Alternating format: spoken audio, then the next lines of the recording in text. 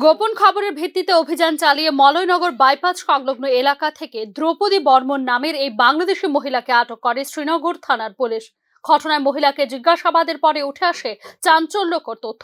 জানা গেছে, গত 2 বছর ধরে অবৈধভাবে রাজ্যে প্রবেশ করেন দ্রৌপদী বর্মন নামের এই মহিলা, এবং শুধু প্রবেশ করাই নয়, রীতিমতো বাড়ি ঘর বানিয়ে স্থানীয় এলাকায় নির্বিবাদে বসবাস করছিলেন এই বাংলাদেশি মহিলা।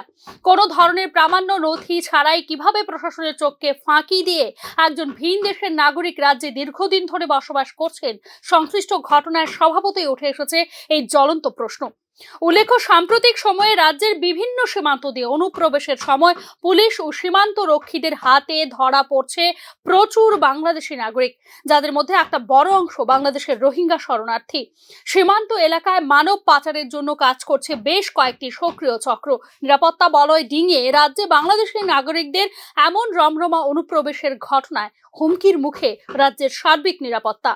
একই ধরনের ঘটনা সামনে উঠে এসেছে বিশালগড় এলাকা থেকেও, যেখানে কানাই ঘোষ নামের এক বাংলাদেশি নাগরিক অনেক মানুষের সঙ্গে প্রতারণা করে অবৈধভাবে রাজ্যে প্রবেশ করে বিশালগড় এলাকায় বসবাস করছিলেন। প্রতারক কানাই ঘোষের খোঁজে বিশালগড়ে এসে কানাই ঘোষের হুমকি ধমকির মুখেও পড়েন প্রতারিত মানুষজন। পরে এই বিষয়ে স্থানীয় থানায় অভিযোগ দায়ের করেন প্রতারিতরা। তার নাম হচ্ছে কানাই। প্রতারণা করছিল ব্যাংকের সাথে প্রতারণা, এবং আমার সাথে প্রতারণা করছে। আমার দোকান আছে। রাজ্যের বিভিন্ন এলাকায় বাংলাদেশ থেকে অবৈধভাবে রাজ্যে প্রবেশ করার পর জাঁকিয়ে বসবাস করছে রোহিঙ্গা শরণার্থী সহ অন্যান্য বাংলাদেশি নাগরিকরা। বিশেষ করে গোমতী জেলার পালাটানা ও সোনামুড়া এলাকায় এই চিত্র রীতিমতোই উদ্বেগজনক। জানা গেছে, স্থানীয় প্রশাসনের একটি মহলকে বিভিন্নভাবে ম্যানেজ করে নকল নথিপত্র ব্যবহার করে অথবা পয়সার বিনিময়ে এদেশের কাগজপত্র বের করে বসবাস করছেন অবৈধ বাংলাদেশিরা।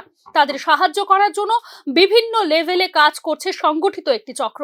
বাংলাদেশে সাম্প্রতিক পালা পরিবর্তনের পর সেখানে আবার সক্রিয় হয়ে উঠেছে ভারত বিরোধী নানান মহল।